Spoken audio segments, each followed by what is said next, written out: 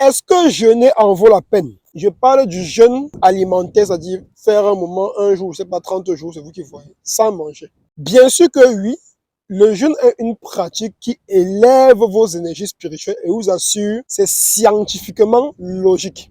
Beaucoup de personnes pensent que le jeûne concerne uniquement la religion, que c'est un concept religieux. C'est-à-dire ça vient soit des chrétiens avec le carême ou alors des musulmans avec le ramadan, ou alors tout chrétien qui veut jeûner en fonction d'un combat spirituel particulier. Mais laissez-moi vous dire que ça n'a rien à voir avec la religion. Le jeûne est une pratique qui existe dans tous les peuples qui existent. C'est une pratique recommandée dans chaque peuple. On peut jeûner pour plusieurs raisons, pas seulement pour des combats spirituels. Parce qu'il y a des gens qui pensent que jeûner, c'est uniquement pour des combats spirituels. Même parfois pour prendre des médicaments, pour pouvoir prendre un traitement, le jeûne est exigé. D'abord, sur le plan physiologique, avec le jeûne, vous purifiez votre corps. C'est très logique. Je vais utiliser une parabole pour vraiment expliquer le concept. Et les paraboles ont cette capacité à être très puissante pour donner du sens aux choses. Pour vous, qu'est-ce qui est plus facile de nettoyer une salle de fête avec des gens à l'intérieur, en train de manger et en train de danser, que de nettoyer la même salle de fête quand il n'y a personne? La réponse est simple. Il est plus facile de nettoyer une salle de fête lorsqu'il n'y a personne à l'intérieur. Et c'est la même chose avec le corps humain. Pour le corps humain, il est plus facile de se purifier lorsque rien n'entre à l'intérieur de lui.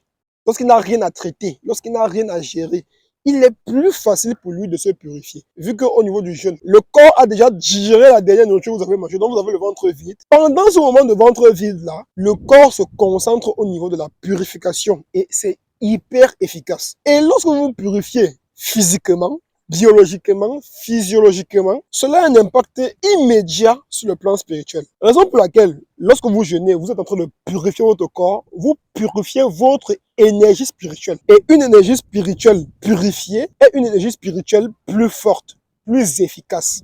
Et par conséquent, plus apte à attirer les choses qu'elle désire.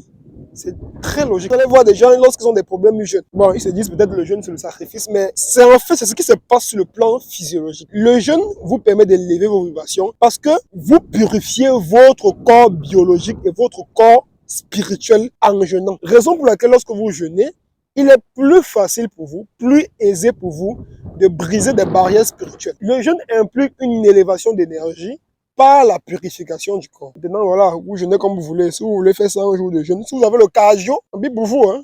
Vous mourrez, on va danser, on va manger, on s'en fout après. La vie continue. Il est conseillé de ne pas passer son temps à grignoter. Parce que vous ne laissez pas votre estomac se reposer en fait. Voilà, les cellules sont toujours en train d'être nourries par quelque chose. Et quand vous nourrissez les cellules, vous nourrissez toutes les cellules, même les cellules cancéreuses, et vous devez donner de la force. C'est pour ça qu'il n'est pas conseillé de manger tout le temps, pour, entre guillemets, sevrer vos cellules de nourriture, quoi. Et les cellules cancéreuses ne supportent difficilement ce type de choses. Et c'est comme ça qu'elles vont en mourir. Au je crois qu'on s'est bien compris, le jeûne est super important. Et comme je dis, quel que soit le combat spirituel que vous avez, quel que soit l'objectif que vous voulez atteindre, vous devez d'abord être impliqué, avoir une volonté très forte et bien évidemment, avoir les moyens d'y arriver. Parce que vous avez la volonté de voler, vous allez voler, il vous faut des ailes. Donc, c'est les deux marchent ensemble. Kabo Fan, Kabo Yo. La connaissance, c'est la vie. La connaissance, c'est la clé.